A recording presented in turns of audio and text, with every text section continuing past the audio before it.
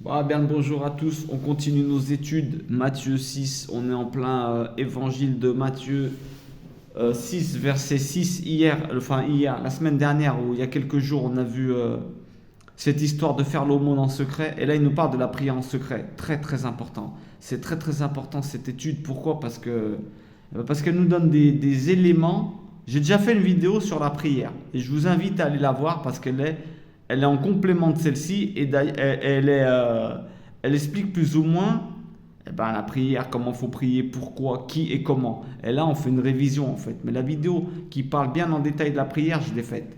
Juste, je vous invite à aller la voir. Je pense que vous allez peut-être avoir des pistes de réflexion qui peuvent vous aider dans comment prier et tout ça. C'est important. On dédicace notre cours comme d'habitude. Que Dieu donne des mérites de cette action qu'on fait d'étudier, qui est une bonne action. C'est une des plus grandes bonnes actions qu'on peut faire. Étudier. Pourquoi? Parce que quand tu étudies, tu deviens quelqu'un de meilleur. Donc tu feras des bonnes actions. Plus tu étudies la parole, les écritures, plus tu deviendras quelqu'un de meilleur normalement. Donc on souhaite vraiment de tout cœur que Dieu il envoie des mérites à toutes les personnes qui n'ont personne qui prie pour elles et qui sont malades. Ouais. Que ce soit dans le secret. Parce que des fois, il y a des personnes, elles ne le disent pas qu'elles sont mal. Alors nous, c'est ce qu'on demande à Dieu. Que les mérites de notre étude de maintenant, là, elles aillent pour ces personnes qui souffrent en silence. Eh ouais, c'est pas bon de souffrir en silence. Parce que même tes frères, ils peuvent pas prier pour toi, ils le savent pas. C'est incroyable ce qu'on est en train de dire. Hein. Il n'est pas bon que l'homme soit seul, l'humain, hein, d'accord. L'Adam dans le premier, dans la Genèse, ça ne veut pas dire l'Adam que l'homme, ça veut dire l'homme et la femme, Adam, humain, qu'il soit seul. Il ne faut pas rester tout seul. Je souhaite vraiment que Dieu, s'il y a des personnes qui se sentent seules et qui ont Internet et qui ont YouTube et qui regardent des vidéos, je souhaite vraiment qu'elles tombent sur nous. Comme ça, elles nous laissent un message et qu'elles sachent qu'elles ne sont pas seules. Personne n'est seul. Qui que tu sois, d'où que tu viennes, quelles que soient tes croyances, même si tu n'en as pas, t'es le bienvenu. Viens ici avec nous. D'accord? Bon, alors c'est parti. Matthieu 6, 6. Qu'est-ce qu'il nous raconte sur la prière? Très très important. 6, 5, pardon. Alors, on lit le texte. Et quand tu pries, ne sois pas comme les hypocrites, car ils aiment à prier en se tenant debout dans les synagogues et au coin des rues, en sorte qu'ils soient vus des hommes. En vérité, je vous dis, ils ont déjà leur récompense. On peut aller chercher loin. Moi, j'aime bien supposer en bien. Il dit les hypocrites. Alors, ça veut dire qu'il y avait certainement des hypocrites qui priaient pour que les gens ils disent oh, regarde lui, comment c'est un bon, il prie. Waouh! Mais il se peut aussi, je vous dis la vérité, il se peut aussi qu'il y avait des gens bien qui priaient dans les rues. Pourquoi ils prient dans les rues? Parce que quand c'est l'heure de la prière, ils se disent allez, on n'a pas le temps d'aller à la synagogue ou je ne sais pas ce qu'ils faisaient. Certainement qu'ils se disaient allez, on prie là où on est. D'accord? Donc il t'attrape en pleine rue, hop, tu vois un mec qui fait la prière. Pourquoi le Christ il dit c'est pas bon de faire ça? Peut-être qu'il y en a qui ont de bonnes intentions, ils se disent on fait ça, comme ça on incite les gens à le faire. Bravo, c'est vrai, ils ont une bonne intention très louable. On fait ça devant, les gens ils se disent waouh, regarde l'importance de la prière, lui sans aucune honte ni pitié, il se met à le faire ici. Mais pourquoi le Christ il dit arrêtez de faire ça? Pourquoi? Parce pour une bonne raison. C'est que la pire des fautes que tu peux faire, c'est d'éloigner quelqu'un plus que le rapprocher. Donc, tu as plus de chances qu'on te prenne pour un fou si tu fais ça dehors, qu'autre chose. Qu'on se dise, tiens, je vais prier avec lui. Il faut que tu saches une chose.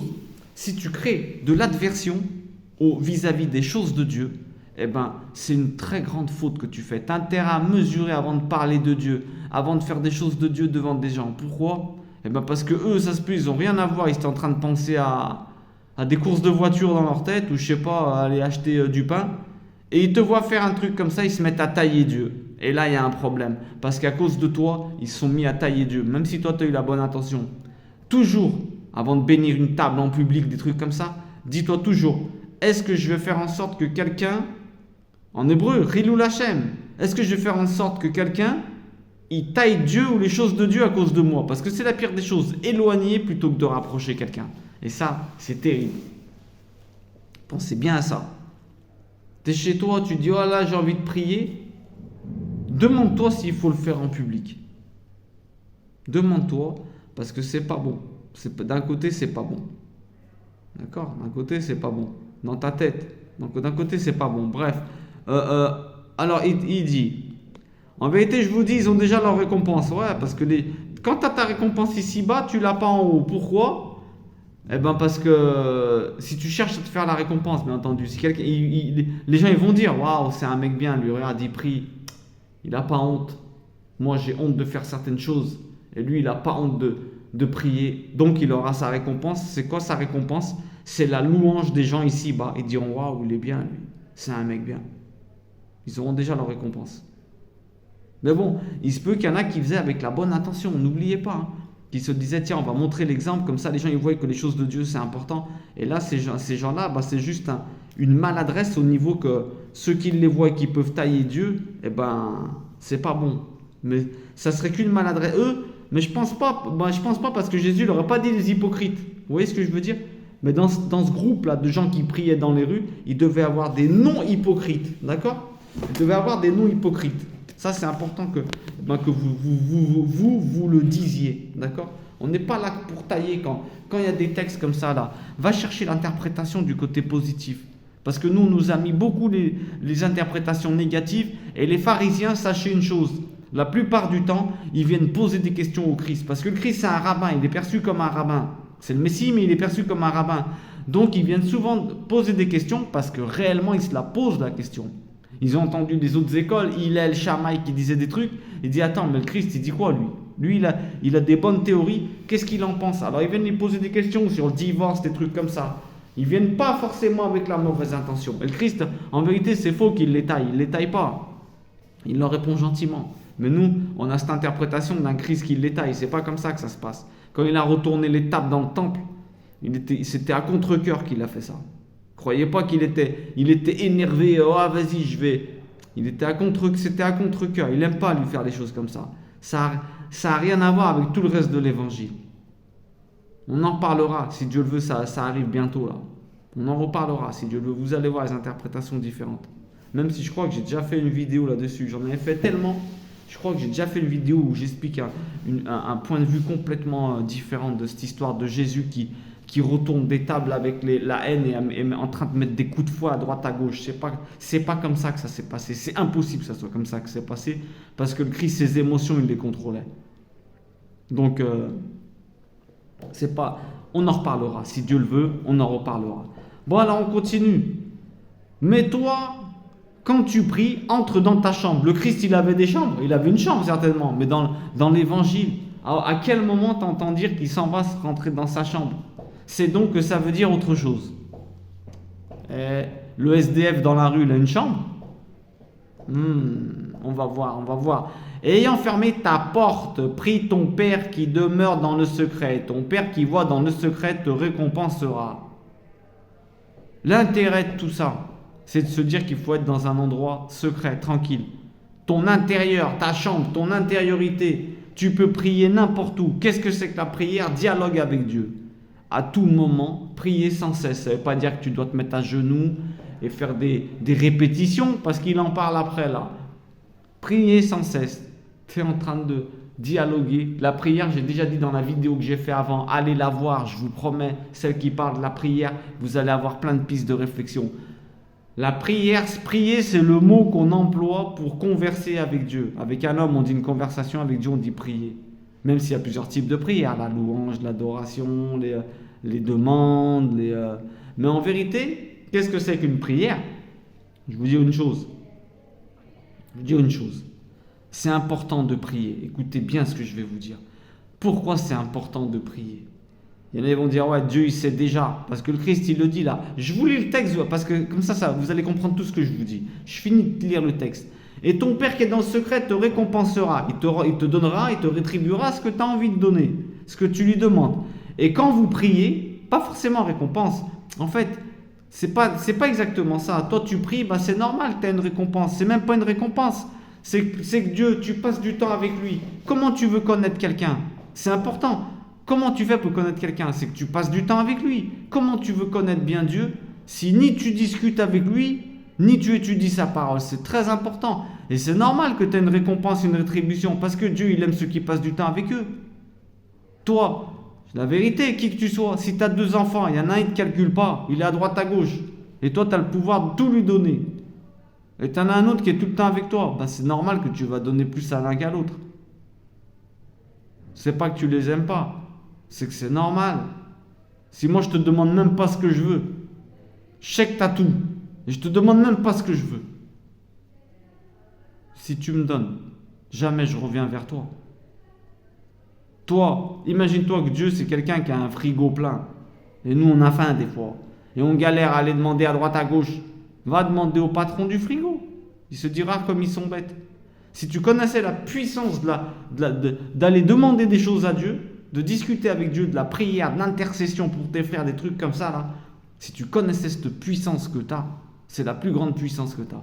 Tu annules des décrets avec ça. Maintenant je te dis, ton père c'est Bill Gates, le président des États-Unis, blindé d'argent. Tu vas me dire quoi? Tu vas être trop bien dans ta peau. Maintenant, si je te dis que ton père, c'est Dieu, c'est le patron de ceux qui donnent des sous à Bill Gates. Tu te rends compte, le pouvoir que tu as, à qui tu t'adresses. Tu te rends compte à qui tu t'adresses. Mais bon, après, il y en a qui disent, ouais, Dieu, il n'a pas le temps. Dieu, il n'a pas le temps. De quoi? D'écouter toutes les prières. Il y en a qui disent ça des fois. Dieu, il n'a pas le temps. Mais en vérité, c'est toi, tu n'as pas le temps. Lui, il a le temps. Mais c'est toi, tu n'as pas le temps à passer avec lui. Va dans ta chambre, ton intérieur, ferme tout, éteins le téléphone et passe un moment à parler avec lui.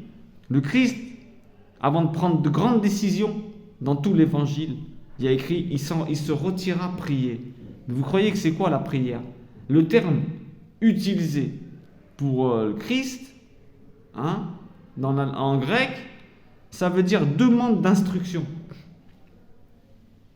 Une prière, c'est une demande d'instruction. Il se mettait en mode demande d'instruction. Papa, Abba, qu'est-ce que je dois faire? Voilà, c'est quoi la meilleure prière du monde? Dans ce cas-là, qu'est-ce que je dois faire? Comment je peux progresser? Qu'est-ce que tu me conseilles? Ça, c'est énorme. C'est énorme. Plus grande prière, c'est les prières. Il y en a qui pensent la méditation, les trucs comme ça. Moi, je vous dis une chose. Prier, c'est une demande d'instruction. C'est pour remercier. C'est quelque chose d'actif. Tu demandes à Dieu d'intercéder. C'est pas tu vides ton esprit. Il y en a des fois, ils disent, ouais, moi je prie pas, je médite. Ben, mon ami, je vais te dire une chose. N'appelle pas ça de la prière. Parce que la prière, c'est contact avec Dieu, demande d'instruction, tu es réceptif. C'est pas tu te vides ou un truc comme ça. Que tu fasses des exercices de respiration, ok, c'est bien. Fais-les. Mais n'appelle pas, ne dis pas que ce temps-là, c'est du temps avec Dieu. Tu sais, quand tu te vides l'esprit, tout ça, d'ailleurs, c'est très dangereux. Moi, je vous dis une chose, ne mélangez pas tout. Pourquoi? Parce que la prière, c'est un moment avec Dieu où tu es en dialogue, où tu es en réception, où tu intercèdes pour tes frères. C'est différent. C'est un truc actif, la prière, en vérité. C'est du dialogue, bim, bim, bim. Jacob, quand il était en train de dormir, là, il a fait le rêve, il voit les anges qui montent, qui descendent. C'est ça, la prière. Pam, pam. Tu envoies des anges qui font des demandes. Il y en a d'autres qui descendent, ils viennent les accomplir. C'est actif, une prière. Il ne faut jamais être assis entre deux chaises. Tu fais des respirations, des trucs comme ça, fais-les, c'est bien. Ça soulage le corps. Il faut passer par le corps des fois pour soulager l'intériorité. Je trouve ça très bien. Mais ne sois pas assis entre deux chaises, parce que celui qui est assis entre deux chaises, il tombe toujours au milieu un jour. Il les perd les deux. Et celui qui est assis sur trois chaises, encore pire. Trois chaises, c'est position couchée. Tu vis pas. Bref, on disait ça. C'est important parce que voilà, la prière, le contact avec Dieu, c'est quelque chose de réflexif. C'est une réflexion que tu fais. C'est réflexif, c'est une interaction avec Dieu. On ne dialogue pas tout seul. Sinon, ça veut dire que tu es tout seul. Donc, on disait ça. Un lieu à part, il faut un endroit privilégié. Il le dit, dans ton intérieur. Va dans ton intérieur, dans le secret, discret entre vous deux. Les meilleures bonnes actions, tu les feras dans la discrétion. Discret. Tu parles avec Dieu. Dieu, il agit dans la discrétion. Tu ne le vois pas, Dieu. Il agit dans la discrétion. Toi, il faut que tu sois pareil. Sois discret. Quand tu fais des prières, hop, quelqu'un il vient te voir, il n'est pas bien. Direct dans ta tête, tu es en train de parler avec Dieu. Mon Dieu, aide-le. Papa, aide-le. Aide-le, il n'est pas bien. Regarde cette prière que tu es en train de faire. Tu es dans le secret. Là, tu es dans ta chambre, enfermé dehors. Dehors, dans ta chambre, dans le secret. Voilà ce qu'il est en train de dire, le Christ. Soyez dehors, où que vous soyez, dans le secret, en train d'intercéder constamment pour vos frères. Ouh là là. Ça, c'est le plus haut niveau. Le seul problème, il n'est pas en train de dire prier, c'est pas bien, quand il dit c'est des hypocrites. Il est en train de dire qu'on vous voit prier. Je te promets que tu peux prier même dans le carrefour. Même dans le carrefour. Quand je dis prier, attention, ne me malinterprétez pas, parce que c'est abusé comme on malinterprète des fois. Quand je dis prier, c'est contact avec Dieu. Tu es à Carrefour, tu as envie d'acheter un truc. Papa, je prends lequel? Je doute là. Je ne vais pas claquer mon argent ou pire, avoir revenir à le rendre. Tu peux, la pire des choses. Tu sais. Ça s'appelle une prière.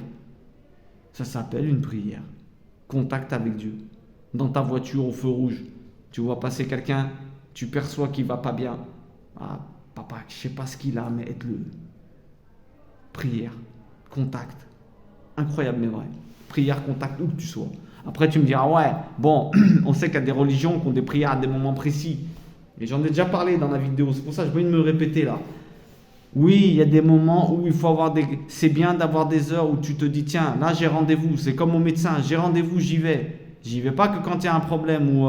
non, j'ai rendez-vous. Tiens, moi personnellement, j'ai des rendez-vous. Quand je me réveille, avant de manger, j'ai mes rendez-vous. Mais allez voir ma vidéo. Si vous avez des questions, ne les posez pas ici avant de voir la vidéo. Parce que j'explique tout, comment je fais, comment je m'y prends, dire des psaumes. Après, on va sur le truc là.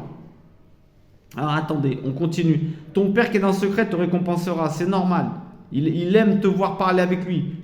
Pourquoi? Parce que chaque fois que tu parles avec lui, tu le connais plus. Et lui, il sait que c'est celui qui peut te donner le plus. On va faire de l'argent à droite à gauche, alors qu'une bonne prière, des fois, ça t'ouvre toutes les portes. L'important de l'argent, c'est qu'il soit béni. C'est pas que tu l'aies aujourd'hui et que demain tu le perds. Béni, ça veut dire qu'il dure dans le temps. Qu'il dure dans le temps. Ce qui est de Dieu, c'est dans l'éternité, donc ça dure. C'est bien beau de tricher aujourd'hui, d'avoir un travail aujourd'hui, mais l'important, c'est la fin du film. On l'a déjà dit. Tu as un super film, il y a les Power Rangers et XOR à la fin, Goldorak, tu vas dire qu'est-ce que c'est que ça? Mais tu as un film qui est un peu bidon, mais la fin elle est super classe, tu te dis c'est bon, il était bien le film. C'est ça ta vie. Ta vie c'est ça. Écoute ce que je te dis. Ta vie c'est exactement ce que je viens de te résumer. L'important, c'est pas aujourd'hui, c'était pas hier, encore moins. Hein. Tire des leçons d'hier pour bien vivre aujourd'hui. Mais quand je dis bien vivre, c'est vivre de manière où tu chutes le moins possible, tu fais chuter le moins possible de personnes autour de toi. Et dis-toi que là, tout est faisable tant que tu es en vie. Tout est faisable tant que tu es en vie. Tu peux tout rattraper tant que tu es en vie. C'est-à-dire, l'important, c'est la fin du film. Quand tu vois quelqu'un, ne le taille pas. Ne dis pas, regarde, c'est tordu. Pourquoi? Parce que jusqu'à la fin de sa vie, l'important, c'est la fin du film. Il peut complètement changer, cette personne, jusqu'à la fin de sa vie. D'accord? Bon, alors je termine ce que je disais. Je ne vais pas être trop long non plus, hein. Je ne vais pas prendre la tête aux personnes qui me regardent. 17-5 ans, ça va. Mais toi, quand tu pries, entre dans ta chambre et enfermé, d'accord? On a dit on peut prier même dehors. L'important, c'est d'être dans le secret dans ta tête. Même s'il faut avoir des lieux, c'est bien parce que les endroits après, ils sont imprégnés de prière. Tu as vu, moi, je me rappelle quand je rentrais dans les églises. Avant, maintenant, je ne rentre plus. Mais bon, avant, quand je rentrais dans les églises, eh ben, tu sentais quand même une charge de prière dedans. Les vibrations, c'est pas des histoires, cette histoire de vibrations positives et négatives parce que tu sens. T'es pas pareil dans une église que dans une soirée. C'est pas pareil. On sent, il y a quand même, on a cette puissance d'émettre des vibrations. C'est prouvé, la science le prouve hein, qu'on a des vibrations, on émet des vibrations, c'est prouvé. Donc, excusez-moi, on a été un peu coupé encore. Alors, je continue, alors on disait, alors ça c'est important, ça c'est très très très important. Et quand vous priez, n'usez pas de vaines paroles comme ceux des nations, car ils s'imaginent qu'elles seront exaucées en parlant beaucoup. Ne leur ressemblez pas, car votre Père sait ce dont vous avez besoin avant que vous ne lui demandiez. Alors là, ça remet tout en question. Si tu ne comprends pas bien ce qu'il est en train de dire, tu dis, ça sert à quoi de prier?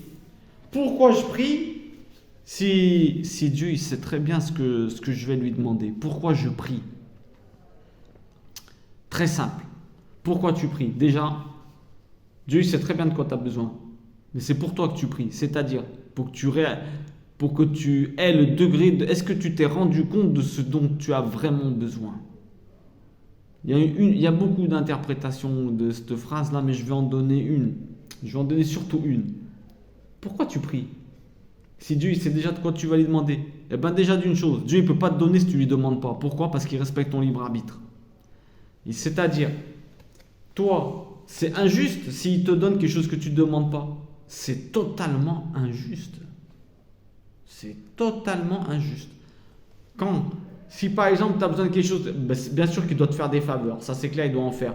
Mais si toi tu n'as pas demandé, je m'excuse, mais on va prendre l'exemple dans l'histoire de Job. Le diable peut aller lui dire pourquoi tu lui donnes, il ne te l'a pas demandé. Il n'a pas atteint le degré de maturité de savoir ce dont il a vraiment besoin et toi tu vas lui donner, ce n'est pas juste. Donc tu pries, pourquoi? Eh bien pour lancer le feu vert dans les cieux. Dieu il est en train d'attendre. Si tu me demandes, je te donne. Combien de choses tu n'as pas reçues dans ta vie parce que tu n'as pas demandé à Dieu? Je te dis, des centaines. Des centaines. Il y a un ange, il y a un homme, un jour il est monté au ciel, il a vu une chambre, il y avait Ferrari, il y avait tout. Et il passe comme ça, il se dit, oh, je me demande à qui c'est tout ça là. Alors, il était au paradis, bien sûr, c'est une allégorie que je vous dis, une petite histoire. Il dit, ouais, mais. Et il y a un ange, il passe, il dit, oh, c'était un riche lui, hein. C'est à qui tout ça? L'ange, il passe comme ça, il le regarde, il se met tout près de lui. Il dit, lui là, mais c'était ta chambre, c'est toi ça. C'est là où tu étais censé vivre, c'était la voiture que tu étais censé avoir, mais comme tu n'as pas demandé, tu ne les as pas eues. Je vous ai dit, on passe notre temps à courir à droite, à gauche, à vouloir résoudre nos problèmes, on veut faire un truc d'argent, alors que tu as le maître des maîtres de toutes les banques, de tous les banquiers, de tous les patrons qui ont les CV. Tu as le maître qui fait comme ça, et tu obtiens ce que tu veux. Mais toi, tu ne vas pas le voir. Dieu n'a pas le temps, tu dis, alors qu'en vérité, c'est toi, tu n'as pas le temps. Incroyable ce qu'on est en train de dire. Alors il nous dit, alors voilà pourquoi il faut demander. Quand tu demandes, on peut te donner. Si tu ne demandes pas, il se peut qu'on ne te donne pas. Il faut un minimum demander. Ça prouve que tu as la conscience de tes vrais besoins. La conscience de tes vrais besoins. D'ailleurs, des fois en demandant, tu vas te rendre compte que tu te dis, mais en vérité, je demande n'importe quoi. Et après coup, tu vas te dire, heureusement, il ne me l'a pas donné. Pour devenir quelqu'un de conscient. Voilà pourquoi tu pries également. Pourquoi tu intercèdes. Tu intercèdes. Pourquoi tu demandes? Je parle des prières de demande. Parce que normalement, on a dit, la vraie prière, c'est proserkomai. Tu es là en train de demander des instructions. Qu'est-ce que je fais? Comme le Christ. Qu'est-ce que je fais? Comment je fais? Est-ce qu'il y a une solution pour ça? Quand il allait mourir, est-ce qu'il y a une solution d'autre? C'est ça là? Je pense que l'adoration, je vous ai dit, il y a plusieurs types de prières. Je les ai détaillées dans la vidéo, allez les voir. Alors, on ne doit pas répéter. Mais alors, qu'est-ce qu'on fait? On répète le Notre Père. Oh, cette question, elle est belle. On répète le rosaire, les trucs comme ça, c'est clair et net que... Pas bon. Pourquoi pas bon? Déjà parce que c'est une invention des hommes. Pourquoi pas bon? Parce que tu te rentres dans une routine. Et moi, je faisais beaucoup de rosaires. Et je me dis, des fois, je me disais, mais j'avais pas envie de les faire.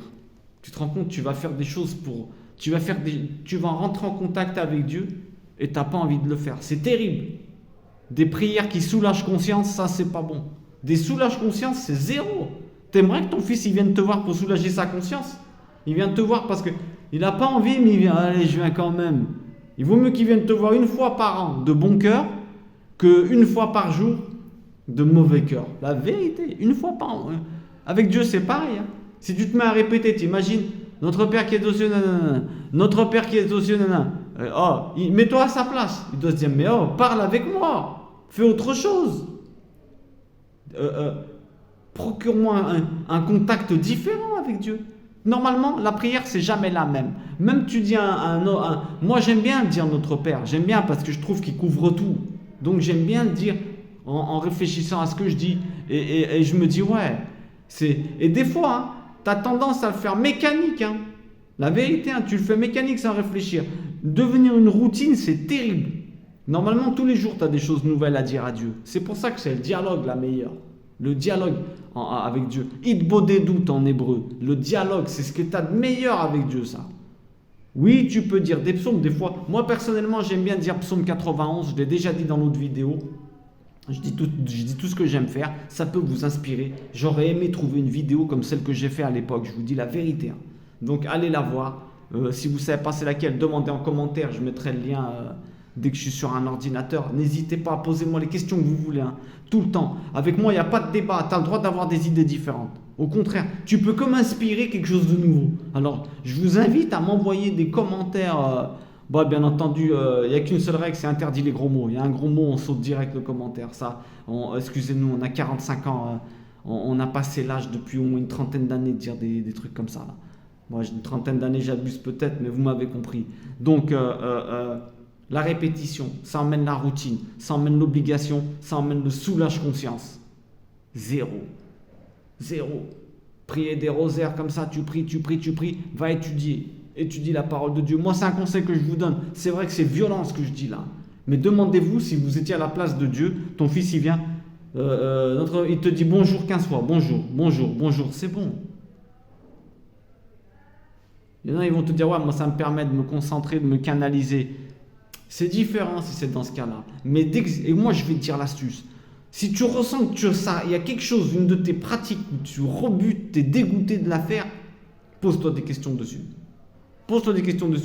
Les 50 prières là, les 50 Je vous salue Marie du rosaire, x 5, la vérité, personnellement, moi je les ai faites. Donc je vous dis, c'est vraiment pas ce qui me correspond. Maintenant, ils ont besoin de ça pour se calmer leurs nerfs. Fonce. Mais ne crois pas que tu vas obtenir plus de gains, comme il dit, à force de répétition. Si tu fais ça en faisant des répétitions, tu te dis je fais plaisir à Dieu, pose-toi des questions parce que Dieu, il aime beaucoup mieux que tu étudies et que tu dialogues avec lui. Que tu répètes. Je dis là, tu vas dire ouais, tu prends la place de Dieu quand tu dis ça. En fait, non, je vais nuancer mes propos. Pose-toi la question. Moi, je pense ça, ce que j'ai dit avant. Je pense que Dieu, il préfère que tu fasses pas ça, t'as vu? Mais je ne vais pas prendre sa place. C'est dangereux de faire ça, ce que je dis là. Non. Mais pose-toi la question. Est-ce que toi, t'aimerais si tu étais quelqu'un qui avait le pouvoir de faire des choses, t'aimerais qu'on te répète comme ça? Après, c'est vrai, le Christ, il allait dire des psaumes. Les Hallel, tout ça, vous savez très bien. Il disait des psaumes. Moi, psaume 91, je vous disais, j'aime beaucoup le dire tous les jours pour tous les gens malades. Parce qu'il paraît dans le judaïsme, ils nous disent, le psaume 91, tu installes un bouclier d'ange autour des gens. Imaginez-vous, quand il y a un défunt, tu lui installes un bouclier d'ange quand tu dis psaume 91. Moi, c'est quelque chose, c'est mon père, Dieu le bénisse, il m'avait donné cette idée, il m'avait dit, moi je dis psaume 91 tous les jours pour les morts. Je dis, comment je n'y ai pas pensé? Donc j'aime bien le faire. Mais je ne considère pas ça comme une répétition. Vous voyez ce que je veux dire? J'essaie de me concentrer dans ce que je dis. Mais je ne considère pas ça comme une répétition. Tu dis des psaumes tous les jours. Je dis le Notre Père aussi. Je dis le Notre Père en hébreu. J'aime bien le dire en araméen. À des moments de la journée spécifiques que j'aime bien. Je bénis la table. Ce n'est pas des répétitions, ça, pour moi. Au contraire. C'est des pauses dans la journée. Bim. C'est pas dans ce sens-là qu'il dit le Christ. D'ailleurs, il y a une autre interprétation qui dit que c'était des mecs qui disaient plein de phrases comme ça d'un coup, ils balbutinaient. Balbutiner, c'était la traduction. Ça veut dire que peut-être que c'était des gens qui disaient des trucs comme ça, presque qui rentraient dans un état second. Je sais pas exactement. Ils disaient des choses comme ça, là, sans réfléchir et tout. À mon avis, c'est peut-être ça qu'ils disaient. Je suis pas sûr, donc je me lance pas. Mais il est clair et net qu'il est en train de dire, vous n'avez pas besoin de répéter, croyez pas que si vous répétez, vous aurez plus de choses. C'est pas vrai ça. Après tu vas me dire, ouais mais la veuve il a dit frapper sans cesse, on verra, ça veut dire autre chose. Il y a d'autres interprétations. La répétition comme ça là, des rosaires, des trucs comme ça là, posez-vous des questions.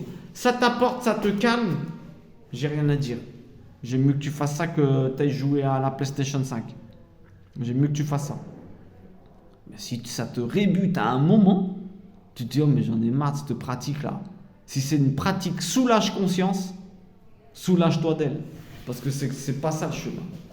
La vérité, Dieu veut que tu te sentes libre. Comment tu veux avoir une bonne relation avec ton Père du ciel, hein? Si tu te mets des obligations comme ça, tu es dégoûté. Et toi, tu aimerais que ton fils il soit dégoûté? C'est pas comme ça. C'est pas comme ça. Tout ce que tu fais doit te procurer de la paix, de la joie, de la tranquillité. Et ne culpabilise pas, parce que le diable, il est fort. Hein. Le diable, il est très, très fort pour te faire culpabiliser. C'est pas bien. Regarde maintenant, t'en fais moins. Voilà, l'astuce du diable. Celui qui souffre le plus, c'est celui qui a le plus de valeur. C'est ça qu'il est en train de te dire, le Christ. Arrête de vouloir souffrir plus. Tu fais des répétitions. C'est pas la souffrance qui fera que tu obtiendras plus de trucs. Au contraire, c'est la paix et la joie. T'as pas le temps. Tu t'es imposé des prières dans ta tête. Tu te dis, j'ai pas le temps de la faire. Tu te dis, c'est pas grave, je la ferai tout à l'heure. Tout à l'heure. Moi, le psaume 91, j'essaie de le dire à une heure régulière. Mais des fois, quand je peux pas, quelqu'un il vient me voir, il faut que sache que... Il faut te dire une chose. Quand quelqu'un il vient te voir, je dis pas pour aller faire un match de foot une bêtise. Quelqu'un il a un problème, il vient te voir. Mais même l'étude, il faut l'interrompre. Même l'étude biblique, il faut l'interrompre. Autrement, ça te sert à quoi? N'oublie pas que tu étudies pour devenir quelqu'un de meilleur. Tu es en train d'étudier. Tes enfants, ils rentrent dans la chambre, c'est bonjour. Ah ouais, comment ça va? C'est pas tu leur dis, oh, mais tu imagines, tu es en train d'étudier, tu les jettes. Même un coup de téléphone et tout. Je dis pas de faire une bêtise. Je dis pas d'aller, tu interrompes ton étude pour aller faire un truc qui n'a rien à voir, jouer au foot ou un truc comme ça. Là. Il y a des priorités. Je parle d'un truc important quand même. Hein. D'accord? Mais être quelqu'un de... Mais la courtoisie, ça, on ne doit pas te l'enlever. Hein. Aucune étude doit t'enlever la courtoisie. Quand quelqu'un vient, tu réponds à son besoin. Non, je ne peux pas venir. Mais tu l'accueilles avec le sourire. Sinon, qu'est-ce que tu deviens? Le but de l'étude, c'est de devenir quelqu'un. C'est pas... Dieu, il veut pas que tu étudies comme ça pour... ça lui sert à quoi à lui que tu étudies comme ça pour devenir un érudit et un antipathique?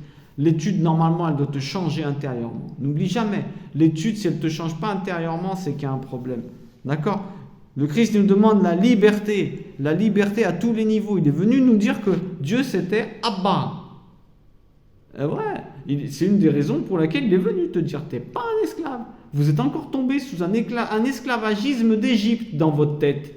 Alors, lui, c'est l'agneau qui te sort d'Égypte, pas qui porte tes péchés. Il ne te portera pas tes péchés. Tu auras des conséquences sur tout ce que tu vas faire. Je te garantis. Très mauvaise interprétation, tardive d'abord. C'est très tardif, cette interprétation du Christ qui porte les péchés des gens, qui est venu porter le poids des péchés des autres. Posez-vous des questions. Posez-vous des questions. C'est l'agneau pascal. Hein, l'agneau pascal, c'est celui qui te sort d'Égypte. Ça veut dire que les gens ils étaient encore dans un enfermement. Tu n'es pas l'esclave de Dieu, tu es son enfant. Tu n'es pas l'esclave de Dieu, tu es son enfant. Dieu il t'aime plus que toi t'aimes ton fils. Pourquoi? Parce qu'il aime toi et ton fils à la fois. Il aime ton père, il aime tout le monde. Écoute bien ce que je te dis. Tu n'es pas un esclave, tu es un enfant de Dieu. Tu es un enfant de Dieu. Dis-toi bien ça en ta tête. Quelqu'un essaie de te rabaisser. Tu n'es pas capable de... Non, tu dis, je suis un enfant de Dieu. Qu'est-ce que tu en sais de quoi je ne suis pas capable? Ouais, avant, tu as fait ça. Et alors, je suis quelqu'un de nouveau tous les jours. Je renais chaque seconde. Je suis un enfant de Dieu. Qu'est-ce que tu en sais de quoi je suis capable? Si Dieu me donne la force, je suis capable de tout. S'il me l'enlève, je suis capable de rien. C'est ça. Voilà c'est quoi la vraie confiance en soi. Se dire, si c'est dans le plan de Dieu, s'il y a cette situation qui vient à moi, c'est que j'ai les capacités de la faire. Et si j'essaye, j'y arrive pas, ou je réessaye. Et si je vois que c'est pas, c'est que c'était pas pour moi. C'est ça la confiance en Dieu. Tu es capable de tout, virgule. Tu es capable de tout, c'est pas vrai. Chacun a ses qualités. Tu es capable de tout, virgule, ce dont Dieu veut que tu fasses. C'est tout ce qui est dans le plan de Dieu, tu es capable de le faire, crois-moi. Et en général, tout ce qui te tombe dessus, tu es capable de résoudre. C'est clair et net. Dieu ne peut pas t'envoyer démonter une roue de voiture sans te donner le tournevis. Ça n'existe pas. Les humains, ils peuvent faire des coups comme ça. Je ne souhaite pas vous tomber sur des gens comme ça et qu'on soit jamais et qu'il n'y en ait pas. Mais Dieu, jamais il t'enverra démonter une roue sans que tu aies le tournevis, la notice et tout. T'inquiète. La notice, c'est la Bible. Le tournevis, il va t'inspirer l'idée. La vérité. Bon. Alors, qu'est-ce qu'on disait?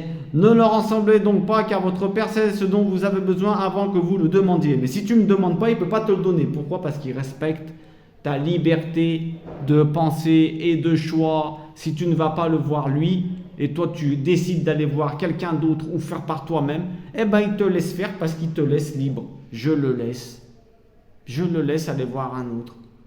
Je le laisse essayer lui-même. Il te laisse libre.